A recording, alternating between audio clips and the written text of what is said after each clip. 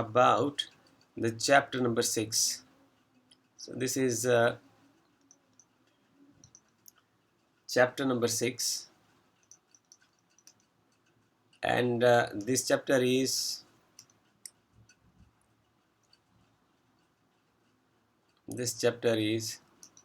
work power, work energy and power. This chapter is work.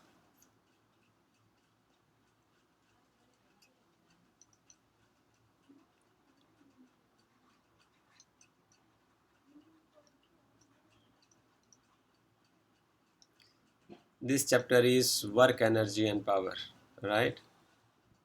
So most often we keep on discussing about work energy and power.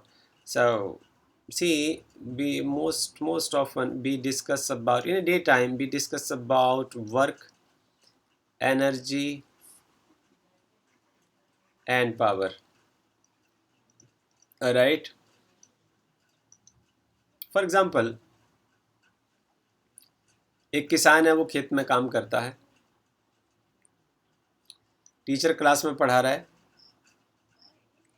बच्चा cycle चला रहा है, student competitive exam की तैयारी कर रहा है, मम्मी खाना बना रहे हैं, आप जॉगिंग कर रहे हैं, क्रिकेट खेल रहे हैं, फुटबॉल खेल रहे हैं, सो मैनी एक्टिविटीज़ आप डे टाइम में करते हैं, तो आप सबको काम मानते हैं. बट यदि हम फिज़िक्स की टर्म में बात करें तो फिज़िक्स में जो वर्क की डेफिनेशन होती है वो बहुत डिफाइनाइट और प्रिसाइज होती है. The definition of work in terms of physics is very definite. This is very definite and precise.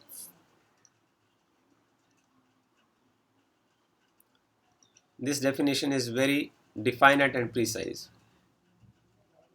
Okay, so problem is that whatever you are doing, आप जो कुछ भी कर रहे हैं, यदि हम उसको मैथमेटिकल लैंग्वेज में लिख देते हैं तो हम उसको साइंस कह देते हैं.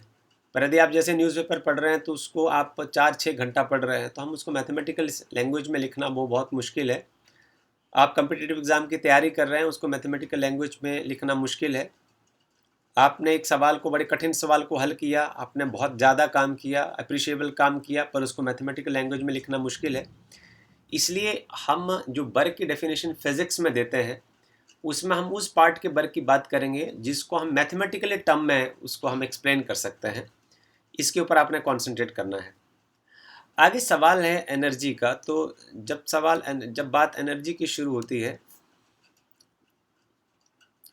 so both these work and energy are related to one another, right? So someone have हम कुछ एक बात करें कि कोई एक आदमी है, वो काम करेगा और उस काम करने की जो क्षमता है, his capacity of doing work is 15 to 16 hours of a day. So he is having the large stamina. उसके पास स्टेमिना बहुत है काम करने का. So जो ज़्यादा देर तक काम कर सकता है, the man with high level stamina, high degree of stamina, तो उसको हम ये कहेंगे कि उसके शरीर में एनर्जी बहुत ज़्यादा है. एक आदमी एक जगह से दूसरी जगह तक जाएगा, एक एंथुजियास्टिक वे से मूव करता है, दूसरा एक स्लगिश वे से, बड़ा आलसी तरीके से वो मूवमेंट करता है. तो जो एंथुजियास्टिक वे से अपना काम करेगा, हम ये कह सकते हैं कि उसकी एनर्जी जो है वो बहुत ज़्यादा है. सो दिस मीन्स हम ये कुछ कह सकते हैं कि जो एनर्जी और वर्क होते हैं वो एक दूसरे के साथ इंटर रिलेटेड होते हैं. यूँ हम कहें कि energy and work, okay, this is energy, well, energy and work, energy and work are interrelated. Energy and work are interrelated, ये एक दूसरे के साथ जुड़े होते हैं. ओके, सो आगे आप इसका जो नेक्स्ट पार्ट है उसको आप आगे पढ़ेंगे. You will came to know about it, how they are interrelated to one another. अभी तक हम सिर्फ इसके बारे में इतनी ही बात करते हैं, right? So then we will discuss the another concept, that is power. This is also the part of this chapter. So I'll try to discuss it to somehow. अब पावर के बारे में भी हम बात करते हैं। तो पावर बेसिकली क्या चीज़ है? आपने सुना होगा कि जैसे कोई एक आपके कराटे प्लेयर है, कराटे मास्टर है, बॉक्सर है, तो जो कराटे मास्टर होता है वो किस तरीके से अपना पंच लगाता है और हाथ पैर टांगे उनका मूवमेंट कैसे करता है। जो बॉक्सर होता है जब वो एक हिट करता है ओपोनेंट को तो कितनी ज़ोर से वो अपना पंच लगाता है। तो इस तरीके के जो जो एक्टिविटीज़ होती है उसमें पावर इन्वॉल्व होती है, कितने ज़ोर से पंच लगाया है, कितनी तेज़ी से उन्होंने अपना जो पावर को एनर्जी को डिलीवर किया है एट ए ग्रेटर स्पीड, तो उसको हम पावर बोलते हैं। और पावर को हम कुछ इस तरीके से बताने की आपको कोशिश करते हैं। टेक्स्ट जब हम पढ़ेंगे तब भी हम बताने की कोशिश करेंगे। पावर को कुछ आप ऐसा समझते हैं कि कितनी तेज़ी से आप एनर्जी को ट्रांसफ़र करते हैं। This has something to think about के how fast you transfer the energy. So a rate of transfer of energy. Power is what the is the rate of transfer of energy. This is the a rate of energy transfer.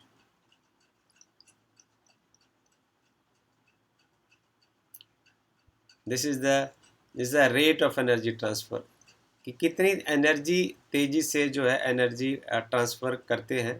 तो इसका एक हम एक example आपके साथ share करते हैं कि आप इसको समझें। तो इसको आप कैसे समझ सकते हैं कि फॉर एग्ज़ाम्पल कि एक लोडिंग अपलोडिंग का एग्ज़ाम्पल है। कोई आदमी लोड कर रहा है या फिर अपलोड कर रहा है या फिर डायरेक्टर है जैसे है ना, उसको अपलोड कर रहा है या डाउनलोड कर रहा है। यदि अपलोड करने में एक एक जो वर्कर है वो बहुत लंबा समय लेता है और दूसरा जो है वो बहुत कम समय लेता है। आपके पास कोई ए और बी दो वर्कर हैं। ओके, जो ए है उसी कैरेक्टर को उसी मटेरियल को वो बहुत तेज़ी से अपलोड कर देता है। A upload fast and B upload slowly. What does this mean? Power of A is greater than power of B. Same time में इसमें टाइम सेम रहना चाहिए। ये जो मैं एक और एग्जांपल आपको यहाँ देता हूँ कि फॉर एग्जांपल कि हमारे पास 10 सीमेंट की बोरियाँ हैं। यहाँ आप समझिए, अब 10 सीमेंट की बोरियों को ट्रैक्टर में आपने लोड करना है। तो 10 सीमेंट की बोरियों को 10 सीमेंट की बोरियों को ये लेता है सिर्फ 5 सेकेंड। जब 10 सीमेंट की बोरियों के 10 मिनट लेता है। ओके, और ये वाला जो है वो 10 मिनट में टाइम स्पैन फिक्स हो गया। ये 10 मिनट में सिर्फ 7 बोरियां ऊपर चढ़ाता है। This means the power of A is greater than power of B. Mathematical sense में हम यदि बात करें तो पावर क्या होता है कि जितनी तेज़ी से एनर्जी आप ट्रांसफ़र करते हैं, it's a rate of transfer of energy, rate of energy transfer. इस तरीके से आपने प्रैक्टिकल लाइफ में हम किस तरीके से अंदाज़ा लगाते हैं कि आदमी ज़्यादा पावरफुल है, एनर्जी का हम कैसे आइडिया लगाते हैं और वर्क का कैसे हम आइडिया लगाते हैं। बट अब हम जब टेक्स्ट में पढ़ेंगे तो टेक्स्ट में हम उसी तरीके से हम इसको इस टॉपिक को आगे इन्हांस करेंगे ताकि इसको मैथमेटिकल फॉर्म में इसको एक्सप्रेस किया जा सके। इन चीज़ों को पढ़ने के लिए, क्योंकि हम इस चैप्टर में वर्क के बारे में, एनर्जी के बारे में और पावर के बारे में बात करेंगे, तो इन चीज़ों को समझने के लिए हमें कुछ एक तरह के मैथमेटिकल स्किल्स की ज़रूरत होगी। जैसे स्केलर क्वांटिटीज़ क्या होती हैं, वेक्टर क्वांटिटीज़ क्या होती है, इसके बारे में थोड़ा आपने पहले पढ़ा भी है। फिर स्केलर प्रोडक्ट क्या होता है, वेक्टर प्रोडक्ट क्या होता है, तो इसके बारे में हम जानने की कोशिश करेंगे। उसके बाद फिर हम इन चीज़ों को, वर्क, एनर्जी और पावर को अच्छे तरीके से समझ पाएंगे। तो ये इंट्रोडक्शन वाला पार्ट था। इसमें इस वीडियो में इतना ही होगा। This is the 6.1. This part is introduction. This part is introduction.